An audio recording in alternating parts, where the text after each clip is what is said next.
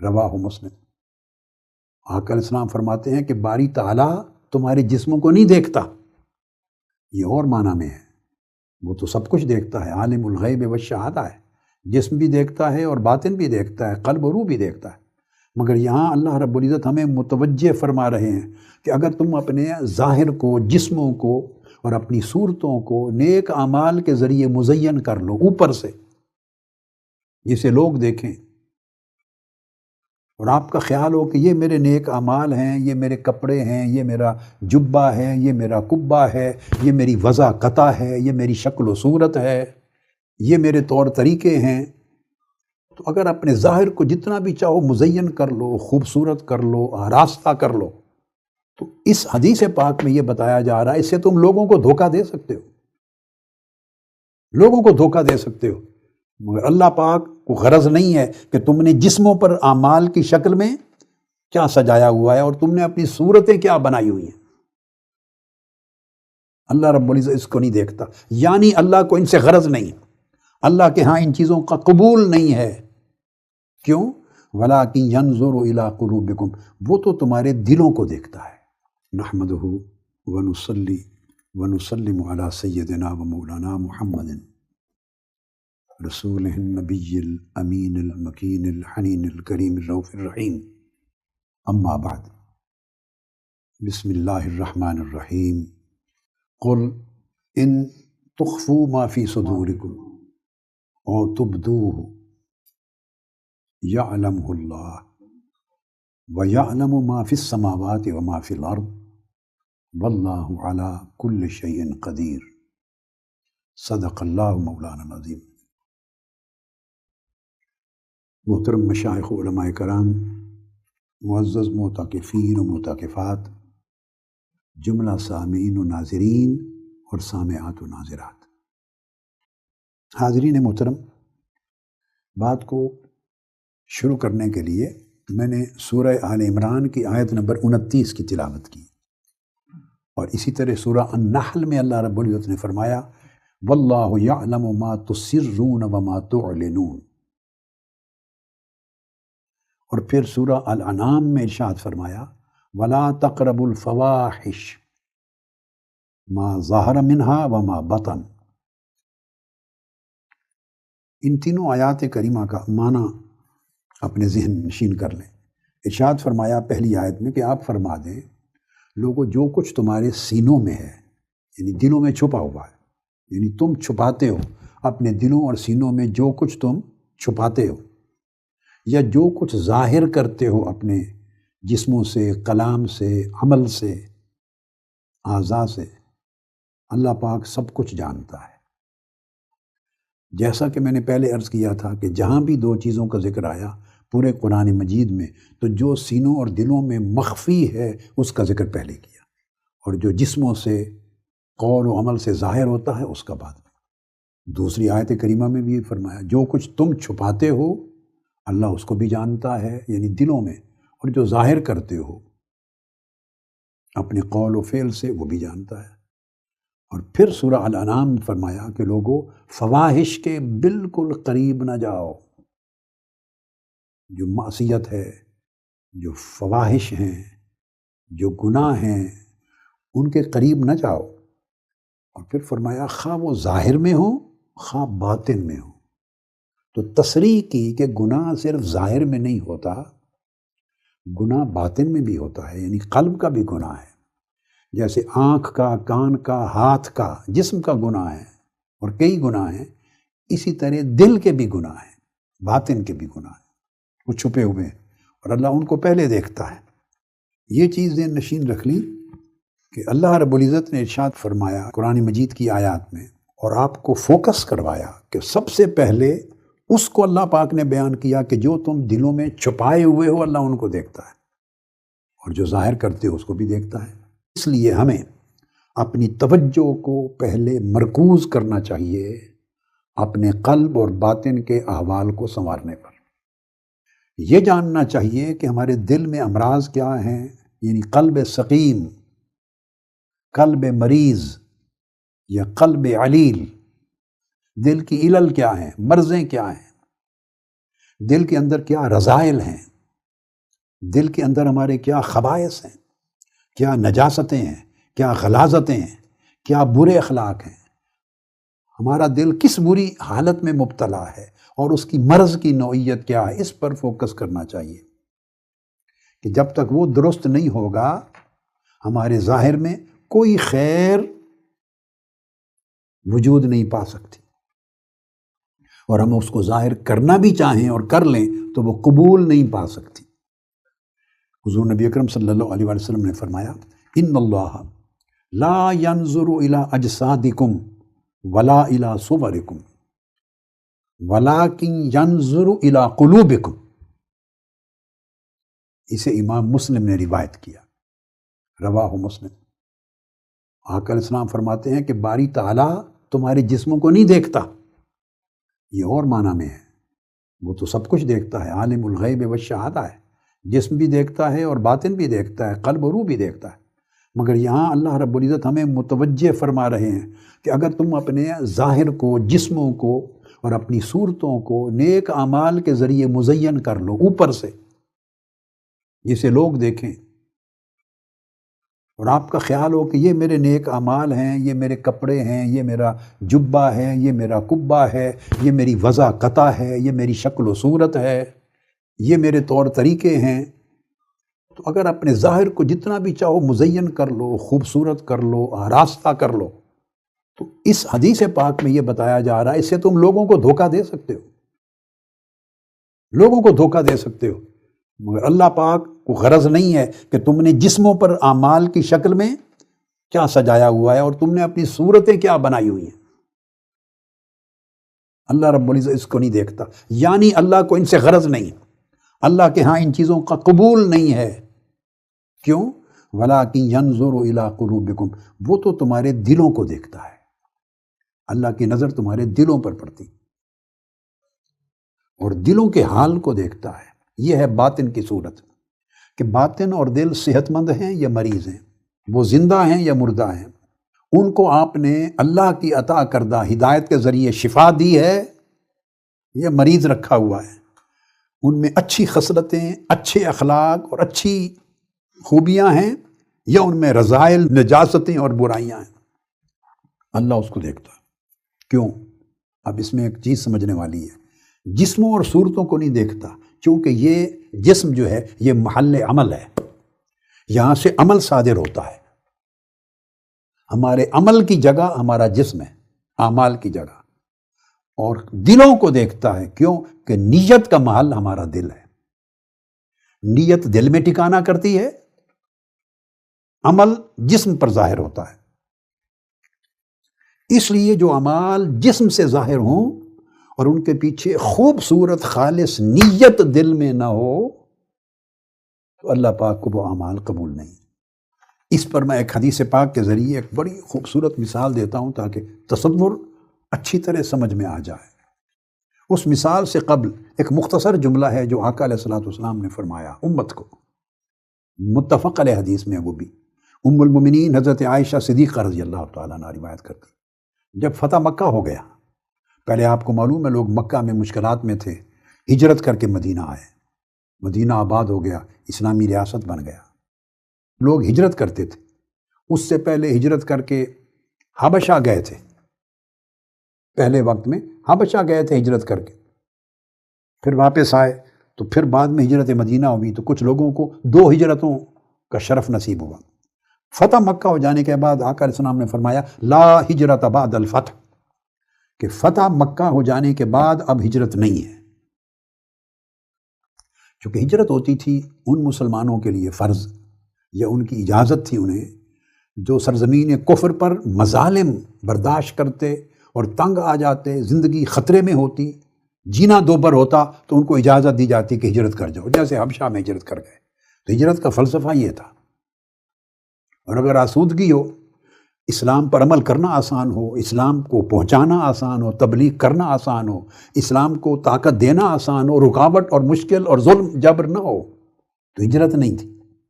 جب مکہ فتح ہو گیا تو اب وہ جبر ختم ہو گئے، آپ اپنی اسلامی ریاست بن گئی اور پورا خطہ عرب اسلام کی سرزمین بن گیا، تو فرمایا اب فتح مکہ کے بعد کوئی ہجرت نہیں۔ ولیکن مگر کیا، جہاد و نیت، سبحان اللہ، جہاد و نیت، دو چیزیں باقی رہ گئی ہیں، ایک نیک کام کے لیے جد و جہد کرنا، کلمہ حق بلند کرنے کے لیے جد و جہد کرنا، مظلوموں کی مدد کے لیے جد و جہد کرنا، یعنی جہاد، ایک جہاد اور ایک نیت، کسی بھی نیک کام کے کرنے کے لیے صرف دل میں نیت کر لینا، بعد میں اس کام کے کرنے کی فرصت مل سکے یا نہ ملے، آپ کو کام کرنے کے لیے اسباب مہیا ہوں یا نہ ہوں، کر پائیں یا نہ کر پائیں، یہ بات کے حالات پر منحصر ہے، مگر اس نیک کام کے کرنے کی نیت کر لیں، جب دل میں نیت کر لی اس کا اجر ہے، اس کا اجر ہے، اور کتنا اجر ہے آپ اندازہ کریں، اس پر بڑا فوکس کریں، من میں توجہ کریں کہ اللہ پاک نے اس نیت کو جہاد کے برابر کھڑا کر دیا، کہ دو چیزیں رہ گئی، ہجرت کا بدل دے دیا، کتنا بڑا اجر ہے ہجرت کا۔ قرآن مجید میں مہاجرین کے کتنے فضائل بیان ہوئے ہیں، مہاجرین کا کتنا تذکرہ اللہ پاک نے اپنی وحی میں ان صحابہ کا کیا ہے، اور ان کا درجہ کتنا بلند کیا ہے، جو کہ وہ السابقون میں سے، الاولون میں سے تھے۔ مگر دیکھیے جب اس ہجرت کو بند کیا تو اس کے بدلے میں دو چیزیں جاری رکھی امت میں، ہجرت کے عوض ایک جہاد، اور جہاد کا معنی وسیع ہے، اور ایک نیت۔ ہر نیک کام کے لیے آپ نیت کر لیں، مثلا آپ نیت کر لیں گے آج کہ اگلے سال بھی اعتکاف میں آنا ہے، اب نیت کرنے میں تو کچھ نہیں بگڑتا، بولیے، مگر نیت صدق کے ساتھ، سچائی کے ساتھ کریں کہ میں نے اگلے سال بھی اعتکاف پہ آنا ہے، بس نیت کر لیں۔ آپ کو اگلے سال نہ بھی آ سکیں تو اس نیت کرنے کا سال بھر اجر ملتا رہے گا۔ نیت اٹ سیلف اتنا بڑا عمل ہے، جہاد کے برابر ہے، چونکہ نیت بنیاد ہے اس نیک عمل کی طرف دل کو راغب کرنے اور راغب رکھنے کا۔ اب اس کے ساتھ اب میں وہ واقعہ سناتا ہوں بطور مثال کے، حدیث پاک میں، یہ بھی صحیح بخاری میں ہے، حضور علیہ الصلوۃ والسلام بہت بڑا معرکہ تھا غزوہ تبوک، اور آخری معرکہ تھا بڑے معرکوں میں سے آخری۔ اس غزوہ تبوک میں بڑی مشکلات تھی، بڑے دن قیام ہوا، جب واپس لوٹے اور پہاڑیوں میں سے، وادیوں میں سے، دشوار گزار راستوں میں سے، مسافتیں عبور کرتے ہوئے، وادیاں عبور کرتے ہوئے، مشکل گزرگاہوں سے آ رہے تھے، طویل اقامت کے بعد وہاں قیام کر کے بارڈر پر، سیریا کے بارڈر پر۔ تو جب واپس آئے تو آقا علیہ السلام نے فرمایا، اب یہ حدیث پاک سنی، حضرت انس بن مالک فرماتے ہیں، جب ہم مدینہ پاک کے قریب پہنچ گئے، سارا سفر طے کر لیا، تو آقا علیہ السلام نے فرمایا، فقال ان بالمدینۃ اقواما ما سرتم مسیرا ولا قطعتم وادیا الا كانوا معکم۔ آقا علیہ السلام نے فرمایا ہمیں جو غزوہ تبوک میں شریک ہوئے تھے صحابہ کرام، ہزاروں کی تعداد میں، فرمایا سنو، مدینہ میں کچھ لوگ ایسے ہیں، میرے صحابہ میں سے مدینہ میں کچھ لوگ ایسے ہیں کہ وہ تمہارے ساتھ شریک سفر نہ تھے، اس غزوہ تبوک میں نہ تھے، نہ دور دراز کی مسافتیں انہوں نے تمہارے ساتھ قطع کی، نہ دشوار گزار وادیاں عبور کی، نہ سفر حضر کی مشکلات میں تمہارے ساتھ پھنسے، مگر تم نے جتنی مشکلات برداشت کی، جو وادی کراس کی، جو مسافت عبور کی، ہر جگہ الا کانوا معکم، وہ تمہارے ساتھ تھے، ہر مشکل میں جہاں سے گزرے، جو منزل عبور کی، وہ تمہارے ساتھ تھے، اجر کے اعتبار سے تمہارے ساتھ کیسے تھے؟ اجر کے اعتبار سے۔ تو صحابہ کرام کہتے ہیں قالوا یا رسول اللہ وہم بالمدینہ، عرض کرتے ہیں یا رسول اللہ یہ کیسے ہو گیا، وہ ہمارے ساتھ ہی نہیں آئے، وہ مدینہ میں رہے، جب مدینہ میں رہے تو ہمارے ساتھ شریک کیسے ہو گئے ہر چیز میں؟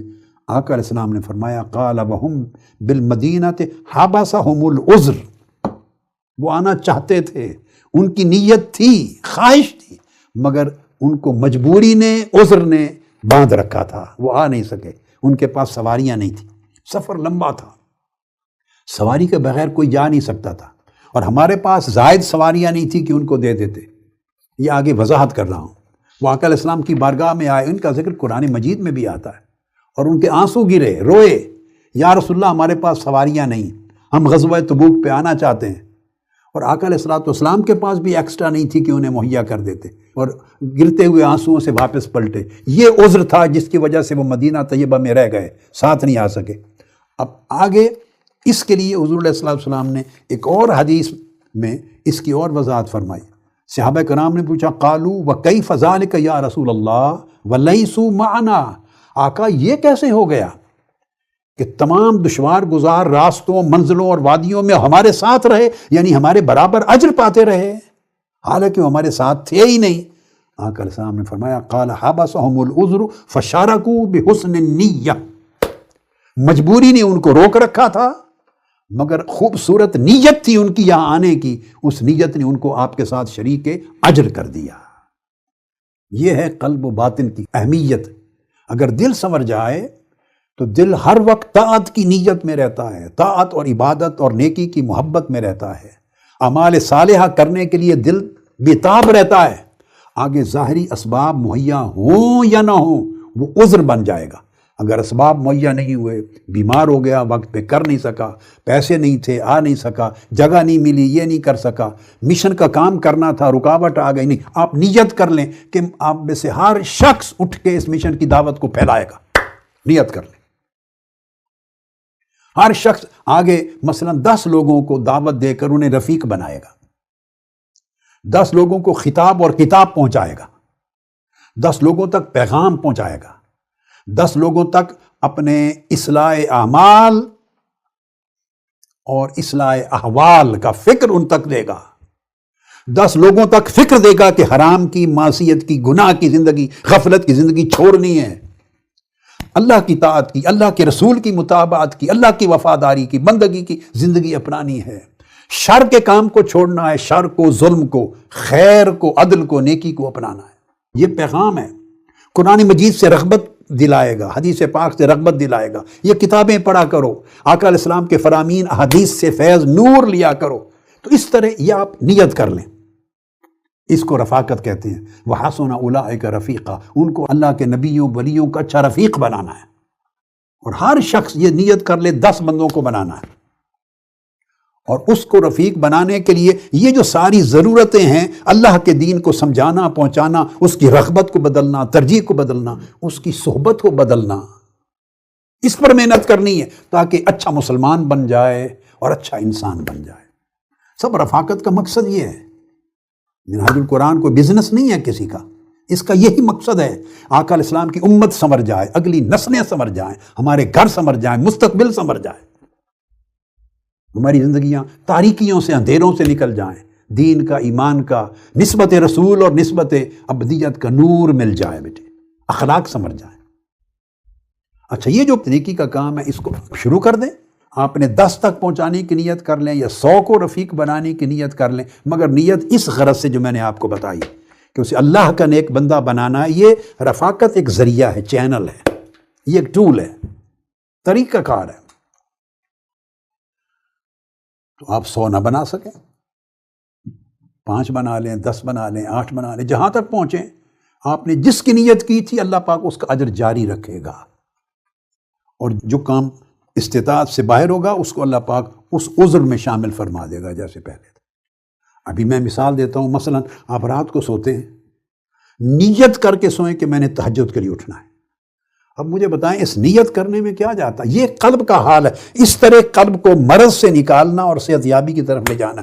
نیت برکت دیتی ہے، حسن نیت، اچھی نیت، نیک نیت دل کو شفا یابی کی طرف لے جاتی ہے۔ یہ ایک میڈیسن ہے، یہ دوائی سجیسٹ کر رہا ہوں آپ کو۔ رات کو جب بستر پہ جانے لگے نیت کر لے کہ آپ رات کو اٹھنا ہے تہجد کے لیے، اللہ کے حضور اللہ اللہ کرنی ہے۔ پھر آپ کی آنکھ لگ گئی، نیند ایسی غالب ہوئی آپ نہیں اٹھ سکے، تو اللہ پاک صبح جب آپ اٹھے تو تب بھی جو نیت کی تھی تہجد کے لیے اٹھنے کی اس کا اجر عطا فرما دے گا۔ اور جو نیند ہے وہ سنیے، وہ اللہ کی طرف سے آپ کے لیے صدقہ بن جائے گا۔ جس نیت نے آپ کو اٹھنے سے روک دیا وہ صدقہ بن جائے گا، اللہ کا عطیہ ہو جائے گا آپ کو، اور تہجد کے لیے اٹھنے کی نیت آپ کے نامہ اعمال میں خیر لکھی جائے گی۔ یہ آقا علیہ السلام کی حدیث ہے، حضرت ابو الدرداء نے بیان کی، نسائی، ابن ماجہ، ابن خزیمہ، حاکم۔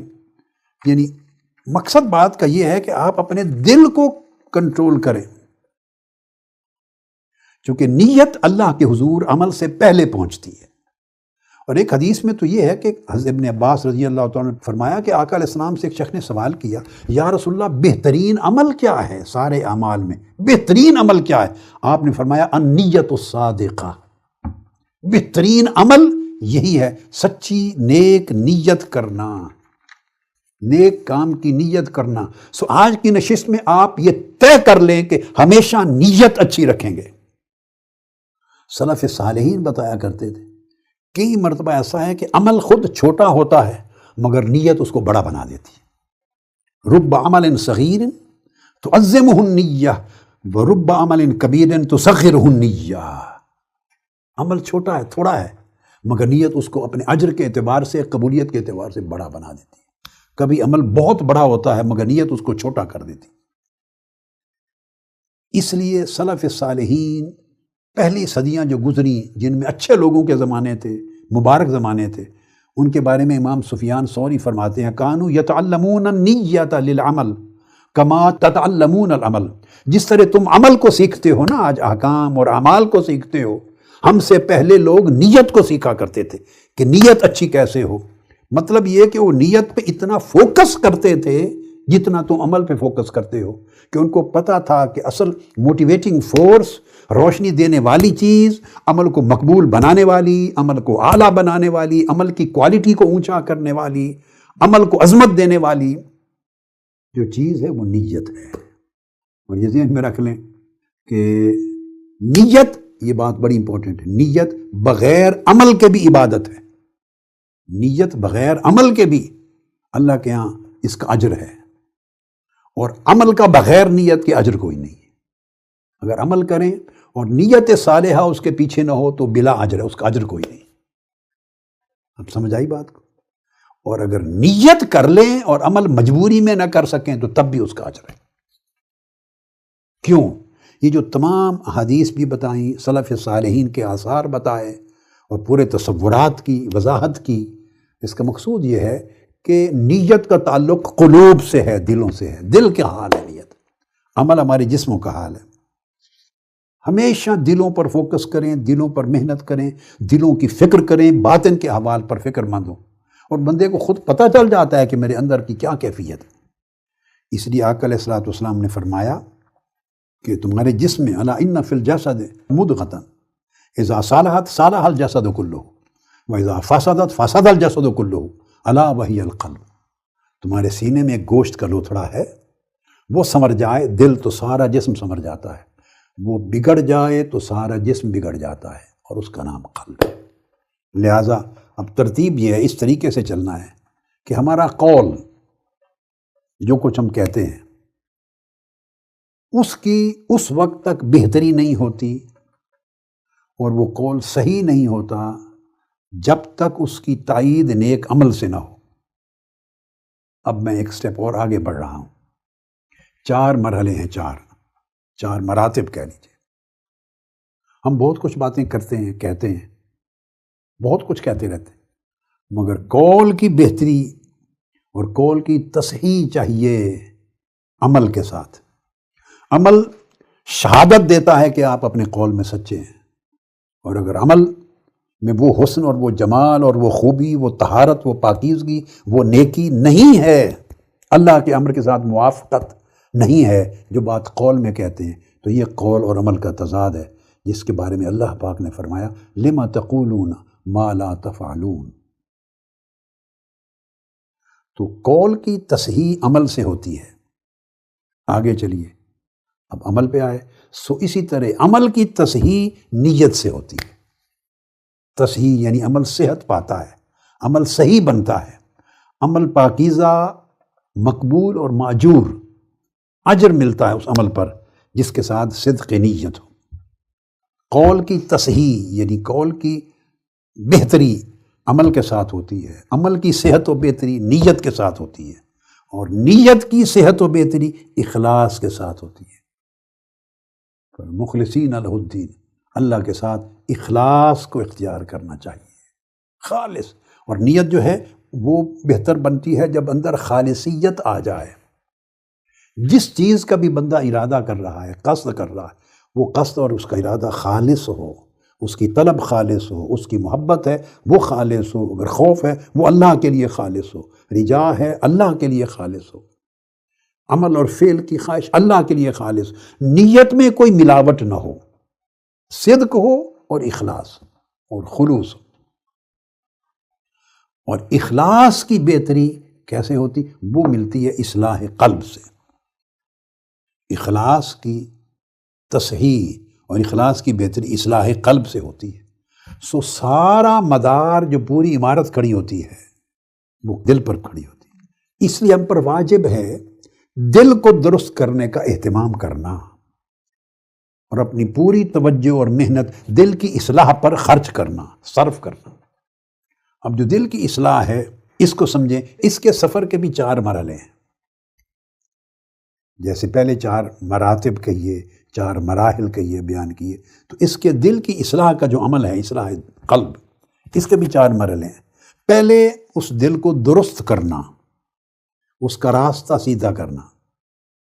دوسرا پھر اس دل کی تطہیر کرنا، اس کو پاک اور صاف کرنا، تصفیہ کرنا، اس سے غلاظتیں نکالنا، بری خواہشات کو نکالنا، برے رذائل کو، برے خصائل کو، برے اخلاق کو نکالنا۔ تو پہلے دل کی درستگی ہے، چونکہ میں نے پہلے بتایا تھا کہ قلب اس کا ٹائٹل ہے، اور قلب کثیر التغیر والاضطراب ہے، کثیر التقلب ہے، ہر وقت اس کی حالت بدلتی رہتی ہے۔ لہٰذا اس کی حالت جو بدلتی ہے تو اس کی پیوریفیکیشن یا اس کی درستگی کا طریقہ یہ ہے کہ پہلے اس کے رخ کو درست کریں، اس کے ڈائریکشن کو درست کریں۔ اور ڈائریکشن تب درست ہوتا ہے جب وہ غلط ڈائریکشن سے اس کا تعلق کاٹیں، غلط مرغوبات سے اس کا تعلق کاٹیں، غلط مألوفات سے اس کا تعلق کاٹیں۔ جہاں جہاں الفت پیدا ہوتی ہے، غلط رغبت پیدا ہوتی ہے، دل جھکتا ہے، اٹریکشنز پیدا ہوتی ہیں، ان سے دل کے تعلق کو کاٹیں۔ جدھر جدھر دل گھومتا ہے، پھرتا ہے، جاتا ہے، ادھر کاٹیں، اس کے ڈائریکشن کو سیدھا کریں، درست کریں، پہلے اللہ کی طرف لگائیں، اور ساتھ پھر اس کو پاک صاف کریں۔ آئندہ جو اثرات رہ جاتے ہیں ان غلط معاصی کے، گناہوں کے، غلط خیالات کے، شہوات کے، تھوڑے تھوڑے اثرات رہ جاتے ہیں، بقایا جات، ان سے بھی صاف کریں، ان بقایا جات کو بھی ختم کریں، تصفیہ کریں قلب کا۔ 2 چیزیں ہو گئیں۔ پھر تیسری چیز، جب وہ تصفیہ کر لیں پھر اس حال پر دل کو مضبوط اور مستحکم کریں۔ پھر اس حال پر، اس صفائی قلب پر، وہ جو دل کو طہارت ملی ہے، اس کی جہت، ڈائریکشن صحیح ہوئی ہے اور پاکیزگی اور طہارت مل گئی ہے، اس حال پہ دل کو پھر مضبوط کریں، جمائیں، مستحکم کریں۔ 3 چیزیں۔ اور چوتھی چیز، پھر اس دل کو منور کریں۔ جب تخلیہ کر چکے تو پھر تحلیہ کریں، پھر اس کے اندر اچھے اخلاق ڈالیں، اچھے خصائل ڈالیں، اچھے فضائل ڈالیں، اچھی رغبتوں سے، اطاعت سے، عبادت سے، حسن سلوک سے، سخاوت سے، عفو درگزر سے، وسعت سے، معافی، لوگوں کے ساتھ معافی سے، طلب الہی سے، محبت دین سے، خوف آخرت سے۔ یہ جو اس کے ساتھ انسان کے اخلاق پر پیدا ہوتے ہیں، ایک تعلق باللہ سے اور ایک تعلق بالخلق میں، 2 طرح کے اخلاق۔ کچھ عبادات کی شکل کے ہیں جو تعلق باللہ سے انسان کے اخلاق پیدا ہوتے ہیں، رجحانات پیدا ہوتے ہیں، اور تعلق بالخلق میں ہے۔ تو پھر ان کے ساتھ اس کو روشن کریں۔ یہ جو 4 مرتبے یا 4 سٹیپس میں نے بیان کیے، ان کو اگر میں ٹرمز دوں، یعنی اصطلاحات کا نام دوں، تو بن جائے گا، پہلی سٹیج ہے اصلاح قلب۔ اصلاح، پہلی سٹیج کو اصلاح کہتے ہیں۔ ہم تو اس اصلاح کے لیے بھی فکر مند نہیں ہوتے جس کے ذریعے اس کی ڈائریکشن درست ہوتی ہے۔ دوسری سٹیج ہے تطہیر، وہ طہارت حاصل کرنے کی دل کی۔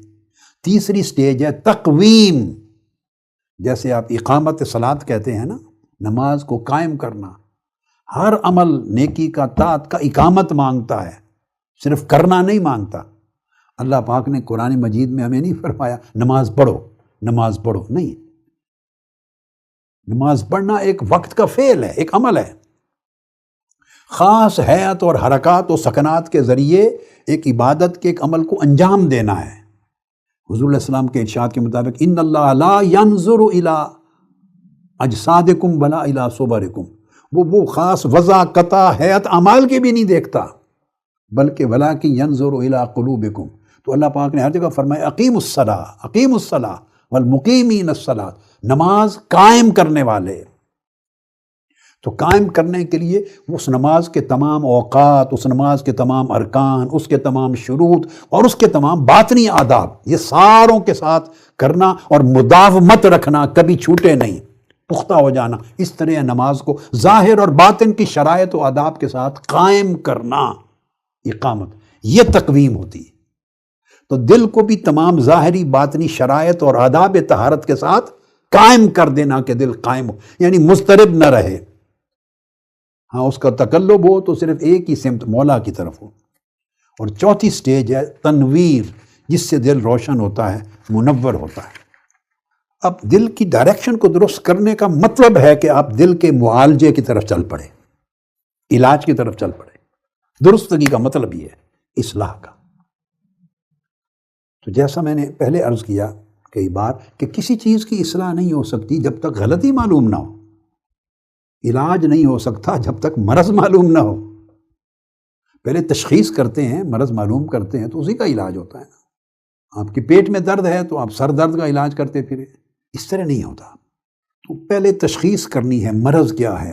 اب دل کے جو امراض ہیں یا دل کا مرض کہہ لیں، النس آف ہارٹ، وہ النس آف ہارٹ جو ہے وہ دراصل ایک فساد ہے دل کا۔ دل اپنی صحت کھو دیتا ہے، اور اس کا مریض ہو جانا اس کا مطلب ہے دل میں فساد آ گیا ہے۔ جب فساد آ جاتا ہے تو وہ دو میں سے کوئی ایک چیز کرتا ہے، یا دل اس بندے کے تصورات کو، کانسیپٹس کو، آئیڈیاز کو، تھاٹس کو خراب کر دیتا ہے، یا اس کے ارادات کو، اس کے انٹینشنز کو، موٹیوز کو وہ خراب کر دیتا ہے۔ وہ فساد یعنی دل میں جب مرض آتی ہے وہ مرض فساد ہے، اور وہ دو میں سے کوئی ایک صورت اس سے پیدا کرتی ہے۔ یا وہ فساد اس طرح کا ہوتا ہے کہ بندے کے تصورات کو بدل دیتا ہے، اور تصورات ہی پوری لائف کو چلاتے ہیں۔ تصورات کے گرد ہی تو پوری زندگی گھومتی ہے، آپ کے اعمال، آپ کے ایکشن، آپ کی ایکٹیویٹیز، آپ کی لائف پوری اس کے ارد گرد گھومتی۔ اگر تصور ہی غلط ہے تو اس کا مطلب ہے آپ کی زندگی کی ساری سرگرمیاں غلط ہو گئی۔ تو بعض امراض ایسی، مرض کی ایک قسم یہ ہے کہ وہ آپ کے تصور کو خراب کرتی ہے۔ لہٰذا دیکھنا چاہیے کہ یہ غلط تصور کہاں سے آیا ہے۔ اب میں وہ چیزیں ریپیٹ تو نہیں کر رہا چونکہ خواتر کی بحثیں سب ہو چکی ہیں، اب آپ وہ سمجھ گئے، خود کنیکٹ کریں گی میری اگلی باتوں کو پچھلی باتوں کے ساتھ، اور آپ کریں گے وہ کہاں سے آیا ہے۔ مگر یہ ذہن میں رکھ لیں کہ شر کا اور فساد کا اثر یہ ہوتا ہے اس مرض کا کہ آپ کے کنسیپٹ خراب ہو جاتے ہیں۔ وہ کس سبب سے ہوئے، کہاں سے وہ جراثیم آپ نے لیے، اس کو بند کرنا ہے۔ جو میں پہلے کہہ چکا ہوں، بچوں، نوجوانوں کے لیے، بیٹے بیٹیوں کے لیے جو اسکول گوئنگ ہیں، کالج گوئنگ ہیں، یونیورسٹی گوئنگ ہیں، جیسے جیسے ایکسپوجر ہوتا ہے، ماڈرن ورلڈ ہے، ٹیکنالوجی ہے، آپ کے چینلز ہیں، پوری ورلڈ پہ کفر کی بحثیں چلی ہوئی ہیں۔ ہر شخص کے ہاتھ میں سمندر ہے کفر کے، دنیائیں ہیں کفر کی۔ ہر آدمی فری ہے جو چائے چڑھا دے، لکھے، آرٹیکل، تصورات، گپ چیٹ سب کچھ چل رہی ہے، ساتھ تصویریں، ساتھ ویڈیو کلپس، جو کچھ دنیا جہان میں آلا بلا۔ میں تو ان چیزوں کے اتنے نام بھی نہیں جانتا کہ آپ کو بتا سکوں، مگر میں تو بیسک چیز آپ کو بتا رہا ہوں۔ وہ انسان پڑھتا ہے، بچے کنیکٹڈ ہیں کیونکہ سٹڈیز بھی ان کی انٹرنیٹ کے ذریعے ہوتی ہے، کمپیوٹر پہ ہوتی ہے۔ ہمارا زمانہ جب ہم پڑھے، ہمارے زمانے میں کمپیوٹر نہیں تھا، آئی ٹی کی ٹیکنالوجی نہیں تھی، ہم صرف کتابیں ہی پڑھتے تھے۔ اب آپ ایک سیل فون ماں باپ نے خرید کے دے دیا، اس سے ایک ماں باپ نے خرید کے دے دیا، اس کے اندر ساری کائنات آ گئی۔ بس میں جب پڑھتا تھا پنجاب یونیورسٹی میں ماسٹرز کے زمانے میں، تو مجھے اسکالرشپ بھی ملتا تھا پنجاب یونیورسٹی کا، اس کو میرٹ اسکالرشپ کہتے تھے، کہ بعض سبجیکٹس میں بی اے میں، بیچلر میں پنجاب میں فرسٹ آیا تھا۔ اس کی وجہ سے مجھے اپنے ڈپارٹمنٹ پنجاب یونیورسٹی میں بھی اسکالرشپ ملتا تھا۔ گھر سے ابا جی قبلہ رحمۃ اللہ تعالیٰ علیہ وہ بھی بہت پیسے بھیجتے تھے، تو میرے پاس کثیر پیسے ہوتے۔ میں ان پیسوں کو، کئی غریب طلباء میرے کلاس فیلو تھے، ان کے پاس خرچے نہیں تھے، میس کے، ہاسٹل کے، کھانے پینے کے، لباس کے، میں وہ پیسے اکثر تقسیم کر دیتا تھا اور خود کئی کئی دن فاقے کرتا تھا۔ یا جو پیسے ہوتے میں بازار جاتا تھا اور کتابیں خرید کے لاتا تھا۔ یہ انارکلی جو ہے، مال روڈ سے انارکلی کی طرف، یہاں سب زمینوں پر کتابوں کی دکانیں لگی ہوتی تھیں، اور کئی بازاروں میں دکانیں تھیں۔ مال روڈ پر آگے جا کے شاپس تھی۔ یہ پرانے لاہور کا کلچر تھا علم اور ادب کا، ہر قسم کی کتاب ملتی تھی۔ آگے اور چلے جائیں داتا صاحب دربار کی طرف تو وہاں پہ عربی کی کتب مل جاتی تھی اور دینی کتب ملتی تھی۔ تو میں یا اپنے ساتھ غریب کلاس فیلوز پہ خرچ کرتا یا کتابوں کی خریداری کرتا اور خود فاقے کرتا تھا۔ 3 دن بھی فاقے کرتا تھا۔ پوری وہ جوانی کی زندگی جو میں نے پنجاب یونیورسٹی میں گزاری، پیسے بہت ہوتے تھے، لیکن یا میں غریب اپنے کلاس فیلوز کی ضرورت پہ خرچ کر دیتا یا کتابوں کی خریداری پہ خرچ کرتا۔ اکثر ایسا ہوتا کہ تیسرے دن جا کے کھانا کھاتا اور صبح چائے کا کپ پی لیا یا ایک بریڈ کھا لی، یا لسی کا گلاس گرمیاں ہوئی ایک پی لیا، یا ایک بریڈ روکھی سی روٹی کھا لی، بس اس سے سارا دن گزار لیتا۔ رات کو چائے پی لی، خالی ایک کپ چائے کا پی لیا۔ مقصد بات کا کہ اس زمانے مشکل سے کتاب تلاش کر کے لاتے اور وہ کتاب پڑھتے تھے۔ ہمارے گھر کی لائبریری کتب خانہ تھا، بس میں سارا دن وہی کتابیں پڑھتا تھا، اساتذہ سے پڑھنا یا کتب کو پڑھنا۔ تو اس وقت جو کتاب ہاتھ میں آتی مشکل تھا، اسی سے آپ علم حاصل کرتے تھے۔ اب کتنی کتابیں خرید سکتا ہے کوئی، کس کے گھر میں کتنی کتابیں ہوں گی، وہ زمانہ تھا۔ اب وہ دور ہے، ایک سیل فون آ گیا، اس کے اوپر ایپس ہیں، تو ساری کائنات کی کتابیں اور ساری کائنات کا خیر و شر کھل گیا آپ کے ہاتھ میں۔ اب آپ کی مرضی ہے جو کتاب چاہیں پڑھیں۔ اب اس زمانے میں ہر شہر میں ہر گھر میں لوگ ناول پڑھتے تھے۔ ذوق ہے آپ کا، شوق ہے۔ اب میری زندگی یہ ہے کہ میں نے ساری زندگی بچپن سے لے کے آج تک پوری لائف میں ایک ناول بھی نہیں پڑھا۔ آپ حیران ہو جائیں گے سن کر یہ بات، نوجوان خاص طور پہ حیران ہوں گے۔ یہ بزرگ بابا جی ہاتھ اٹھاتے ہیں تو ان کو کیا پتا ناول کیا بلا ہے، اصل تو نوجوان اس کو سمجھیں گے کہ وہ ناول کے بغیر۔ میں نے آپ کو بتایا آج کی زندگی تک جب میں آپ سے مخاطب ہوں، بچپن سے لے کے ایک ناول بھی پوری زندگی میں نہیں پڑھا۔ اس میں 50s کا اواخر، 60s کی دہائی، 70s کی دہائی، 80s کی دہائی، ساری کلچر تھا، ہر گھر میں ناول تھے۔ عورتیں، مرد، بچے، بچیاں چلتے پھرتے ناول پڑھتے تھے۔ اب آپ کی مرضی ہے کیا پڑھتے ہیں، مگر یہ کہ لیمیٹڈ سورس تھا نالج کا۔ اب میں یہ بتا رہا ہوں، فوکس یہ کروا رہا ہوں کہ اب انلیمیٹڈ ہو گیا ہے معلومات، خیر اور شر، نیکی اور بدی، ایمان اور کفر، صحیح اور غلط، تصورات، آئیڈیاز ہر طرف سے آ رہے ہیں، ہر کوئی چڑھا رہا ہے۔ آپ پڑھ رہے ہیں، پھر ہر وقت جب پڑھتے ہیں، ہر وقت سنتے ہیں ادھر سے، تو پھر ذہن متاثر ہوتا ہے، اسی سے ذہن تاثر لیتا ہے، قبول کرتا ہے، اور جب وہ قبول کرتا ہے اس کے اثرات دل پر جاتے ہیں۔ جب دل قبول کرتا ہے تو اس سے تصور بدل جاتا ہے، پہلا تصور بدل جاتا ہے، نیا قائم ہو جاتا ہے۔ اس تصور سے آپ کا زاویہ نگاہ اور زندگی چینج ہوتی ہے۔ اسی سے عقائد بھی بدلتے ہیں لوگوں کے، اسی سے خیالات بدلتے ہیں، اسی سے نظریات بدلتے ہیں، اسی سے افکار بدلتے ہیں، تھاٹس، آئیڈیاز۔ ایک اور دوسرا جو مرض ہے وہ ارادات، ارادوں پہ اثر ہے، تو ارادے کو غلط کر دیتا ہے۔ تو عقائد بگڑتے ہیں، نظریات بدلتے ہیں، تصورات بدلتے ہیں، خیالات بدلتے ہیں، ارادات بدلتے ہیں۔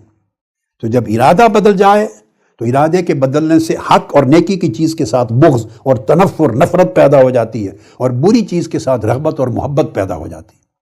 تو اس وجہ سے جو دل کا مرض ہے اس کی تقسیم کرتے ہوئے کہتے ہیں کہ بیسیکلی اس کی کیٹیگریز 2 ہیں۔ ایک مرض شک کے ساتھ منسوب کیا جاتا ہے، اور ایک مرض طمع اور شہوت کے ساتھ منسوب کیا جاتا ہے۔ مرض الشک والریبہ، یعنی ایک مرض وہ ہے کہ جس سے دل میں شکوک پیدا ہوتے ہیں۔ جب شکوک پیدا ہو تو یہ منافقین کی مرض ہے۔ اللہ پاک نے فرمایا فی قلوبہم مرض فزادہم اللہ مرضا۔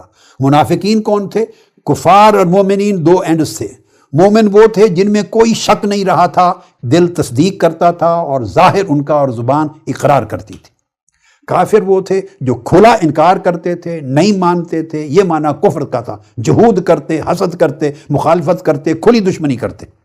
اور ایک تیسرا طبقہ تھا جو نہ مومن تھا نہ اس طرح کا کھلا کافر تھا، درمیان میں ہینگنگ طبقہ تھا، ان کو منافق کہتے تھے، منافقین۔ اور منافق کیوں رہتا تھا منافق؟ وہ شک کی مرض میں مبتلا تھا، اس میں ڈاؤٹس تھے، شکوک و شبہات تھے، اس کو سمجھ نہیں آتی تھی کہ یہ سچا ہے دین یا وہ سچا ہے جس پر ہم پہلے تھے، یہ درست کہتے ہیں یا وہ درست کہتے ہیں۔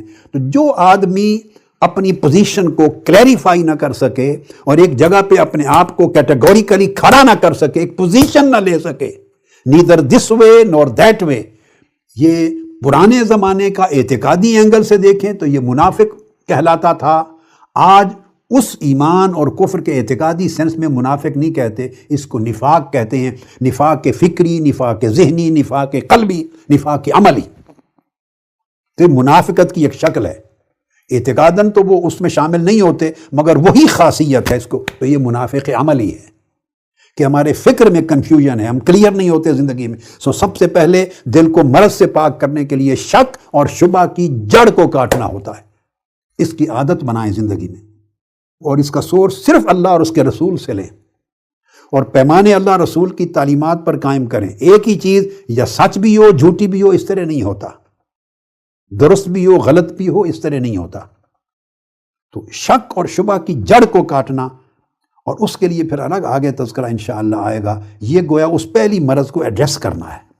اور دوسرا مرض جو دوسری قسم مرض کی ہے، مرض الطمع والشہوہ، طمع پیدا ہونا، شہوت پیدا ہونا. اس کے لیے قرآن مجید میں فرمایا فَيَطْمَعَ الَّذِي فِي قَلْبِهِ مَرَضٌ.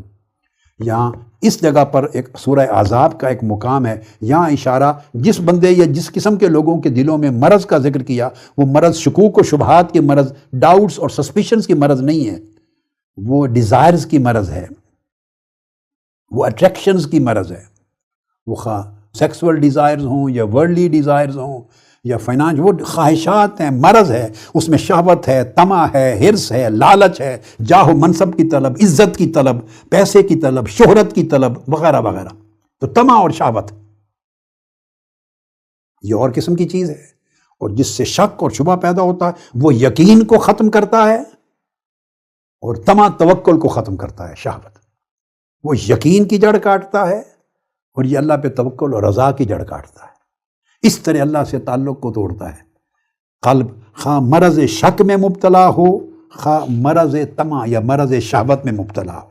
جب قلب مریض ہو جاتا ہے تو اس جیسی ملتی جلتی چیزیں، تصورات، خیالات، خواہشات اس میں ایڈ ہوتی چلی جائیں تو اس کا مرض بڑھتا چلا جاتا ہے، اور مریض اور سخت مریض ہوتا چلا جاتا ہے. اور اس کے سد باب کے لیے اس کی مخالف سمت کی چیزیں جو طمع کو دور کریں، شہوت کو دور کریں، یا مرض شک ہے تو شک کو دور کریں، یقین کی طرف لائیں، وہ چیزیں آتی چلی جائیں تو بندہ اس مرض سے شفا یاب ہوتا ہے.